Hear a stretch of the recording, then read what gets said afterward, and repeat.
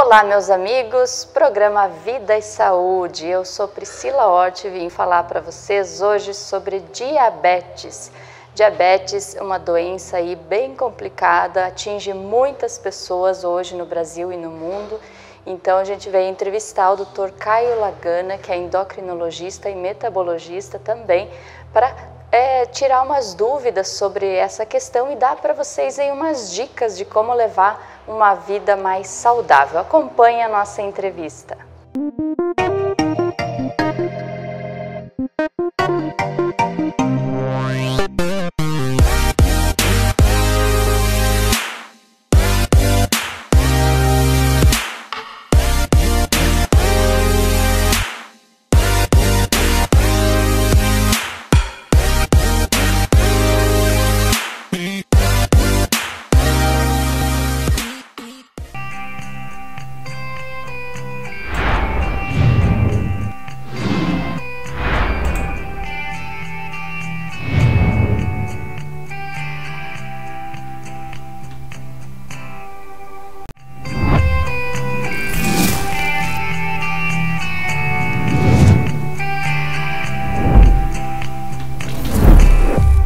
Alô, você que acompanha aí o programa Vida e Saúde, mais uma edição, e hoje nós estamos aqui conversando com o Dr. Caio Lagana, é assim que pronuncia, doutor? Isso mesmo. Seja muito bem-vindo ao programa. Obrigado.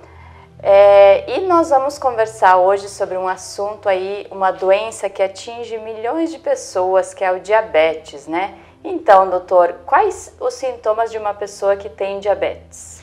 O diabetes no início do quadro, ele pode ser assintomático, daí a importância do check-up de rotina com exames, de rotina. A glicemia, que é o açúcar no sangue, a gente chama de glicemia, quando ela está até 200, assim, ela costuma não causar sintomas. Quando está acima de 200, 250, ela pode causar sintomas como perda não intencional de peso, muita sede, urina, o paciente fica urinando o tempo inteiro e muita fome. Então esses são os sintomas. E fadiga, muita fraqueza, uma fraqueza inexplicável. Então esses são os sintomas de diabetes descompensado, digamos assim. Mas no começo a doença não causa nenhum sintoma, ela pode ser silenciosa. Por isso é importante manter sempre os exames de rotina, né? Porque às vezes pode ter e não está sabendo ali no início, né? Então, doutor, e o que pode causar o diabetes? São fatores externos como os hábitos de vida, hábitos alimentares ou fatores genéticos? Então, depende de qual diabetes. O diabetes que a gente conhece mais como é o diabetes tipo 2. É uma junção de uma predisposição genética e hábitos de vida não muito bons. Então, a pessoa, principalmente o paciente, ele é sedentário, não faz prática regular de atividade física e não tem uma alimentação saudável.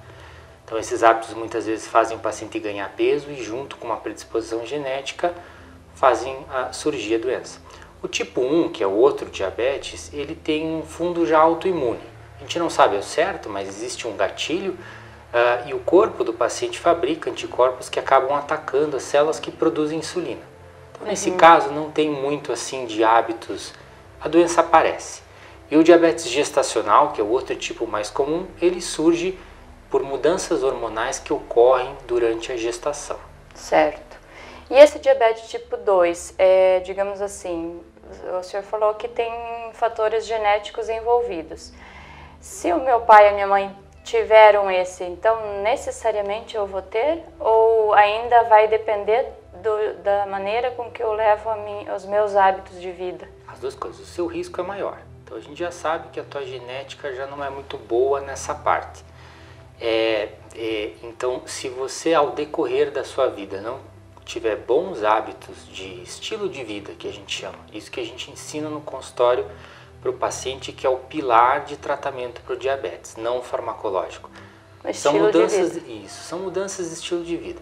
Então o paciente tem que ter uma prática regular de atividade física e uma alimentação saudável. Se ele não tiver isso junto com o risco genético dele, essa história familiar positiva, sim, a chance dele desenvolver diabetes é grande.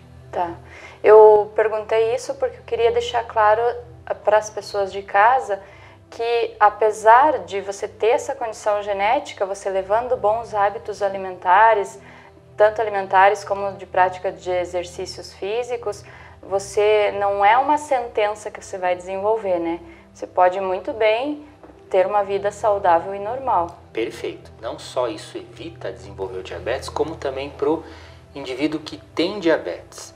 É fundamental também essa mudança de estilo de vida para, às vezes, interromper a evolução da doença ou até regredir. Tem um conceito novo, recentemente introduzido na literatura, que é o diabetes em remissão. Então, se, por exemplo, um paciente acabou de diagnosticar diabetes e está bem no comecinho, e ele tratar agressivamente isso com mudanças de estilo de vida e principalmente perder peso, perder gordura corporal, principalmente visceral, ele pode entrar em remissão do diabetes sem o uso de medicamento. Isso é uma coisa muito interessante, porque o que nós acompanhamos, principalmente no ramo de farmácia, né? As pessoas querem um remedinho milagroso e que em algum momento da vida aquilo vai fazer sarar e acabou. E não é por aí, né? E também eu acredito que as pessoas não podem só manter medicação, mudar o estilo de vida e você, com essa mudança, vai conseguir, de repente, até entrar numa remissão. Né? Perfeito. Nenhum medicamento que a humanidade criou, ou arrisco eu dizer vai criar, substitui os efeitos metabólicos da prática diária de exercício físico e de uma alimentação saudável. Não tem como. Então isso é fazer o fazer. Se você quer um bem-estar metabólico e não desenvolver doenças relacionadas ao metabolismo. E aí a gente tem, claro, a medicação quando indicada. Com certeza. Inclusive uma das diretrizes assim, do meu programa é essa vida mais saudável e equilibrada. E eu vejo em todas as entrevistas e falando em todas as doenças, todas têm benefícios com alimentação equilibrada e exercícios físicos, não é, doutor? No campo da endocrinologia isso é mais ainda.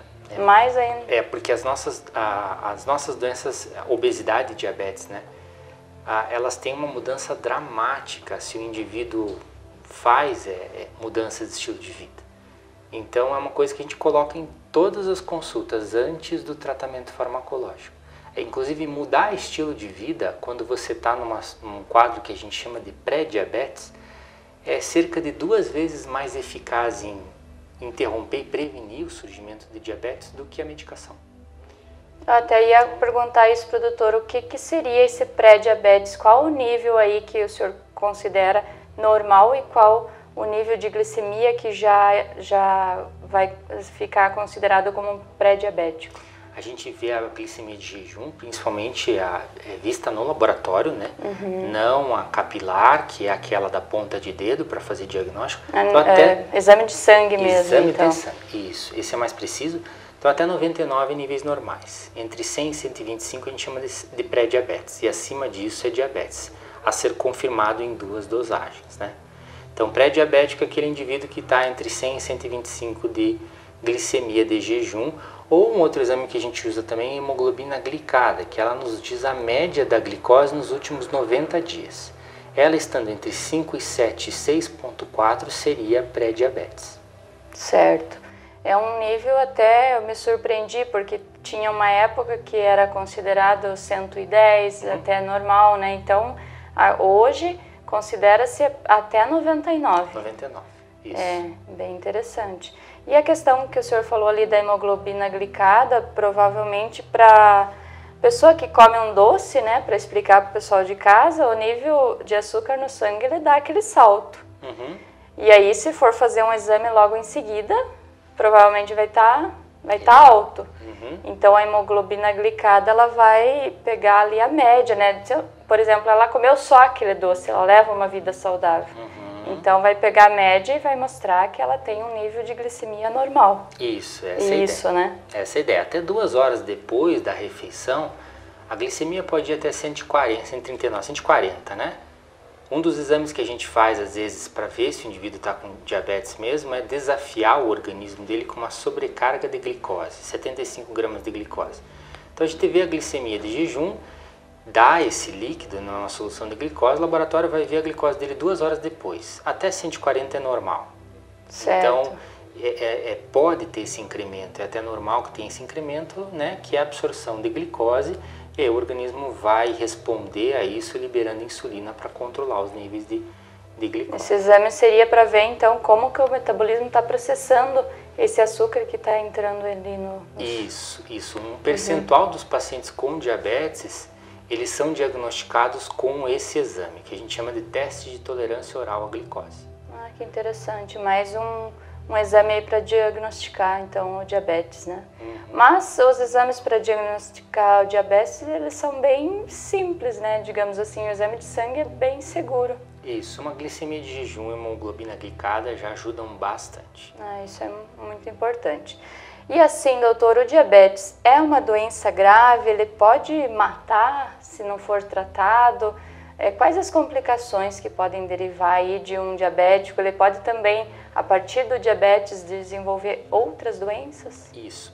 Então, o diabetes está muito ligado com alto risco cardiovascular. São eventos cardiovasculares que mais complicam os pacientes diabéticos, principalmente infarto e derrame. Tá? Então, esses são os eventos que mais contribuem para a gente ter uma média ou uma ideia, né? O índice, o Atlas da International Diabetes Federation, que vai ser lançado agora em dezembro, ele chegou no número de uma morte a cada 5 segundos em 2021. Então, 6,7 milhões de pessoas falecidas em decorrência do diabetes. Então, é uma doença que traz muita morbimortalidade, né? Muita morbimortalidade para as pessoas de uma maneira geral e um ônus muito grande para o sistema de saúde. Sim. E até falando de algo agora da nossa atualidade, o diabetes e a relação com o Covid, também ele complica? Complica muito. Então, tem uma relação muito íntima com o Covid.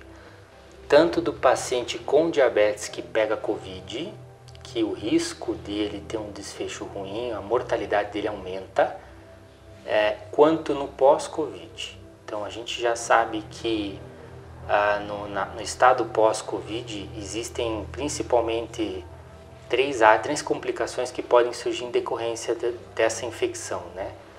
Hipertensão, doenças cardíacas, arritmia podem surgir no pós-Covid, transtornos de saúde mental, depressão, ansiedade e diabetes. Então existem muitos pacientes que antes de ter Covid não têm glicemia normal, tal, e depois ou durante até o internamento desenvolvem diabetes em decorrência da infecção. Da infecção do Covid, olha, é uma coisa nova também aí para o pessoal de casa, né?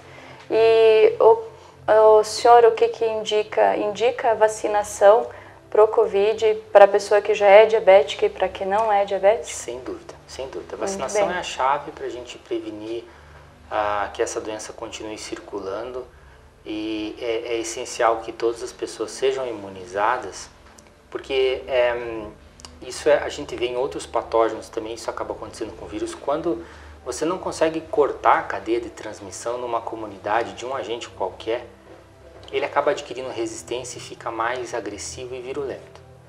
Então, seria mais ou menos a mesma coisa que você não terminar o antibiótico que teu médico pede quando você tem uma infecção bacteriana, você vai estimular uma resistência. Então, você não vacinar toda uma população, você permite que aquele vírus fique circulando e por pressão de seleção, ele vai eventualmente adquirir uma nova mutação.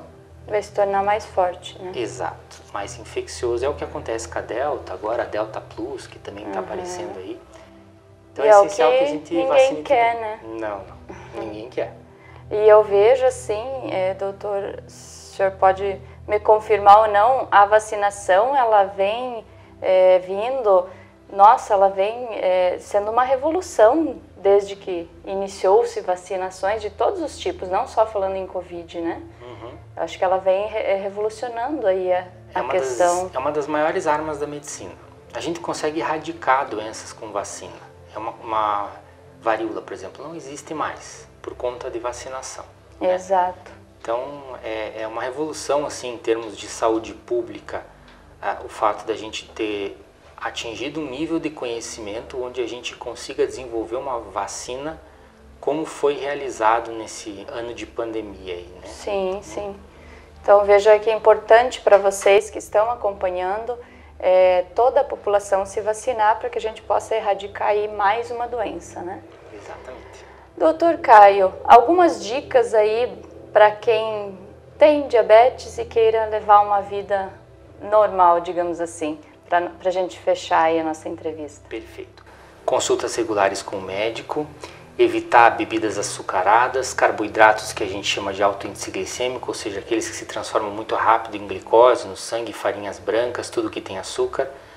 Praticar 30 minutos de exercício físico todos os dias e ter isso como um hábito, como a gente tem, por exemplo, escovar os dentes, tomar banho e trocar de roupa.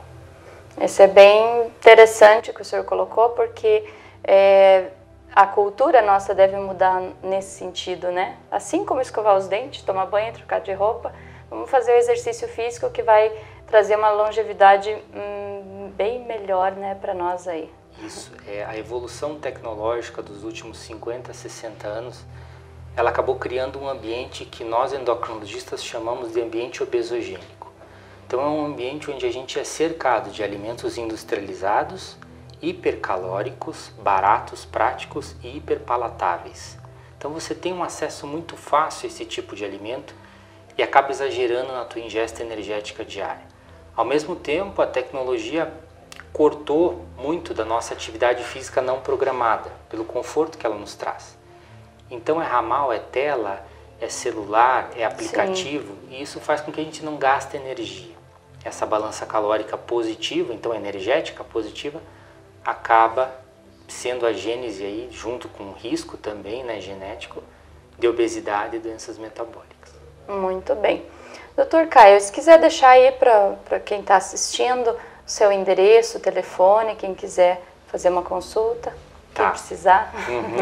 Então a gente está localizado aqui na Clínica do Coração, então é na rua Dr. Cruz Machado 568. Te quero agradecer muito a sua presença e as informações aí de muita relevância. Obrigado, à disposição. Muito bem, então esse é o programa Vida e Saúde para você, mais uma vez falando aí sobre o diabetes.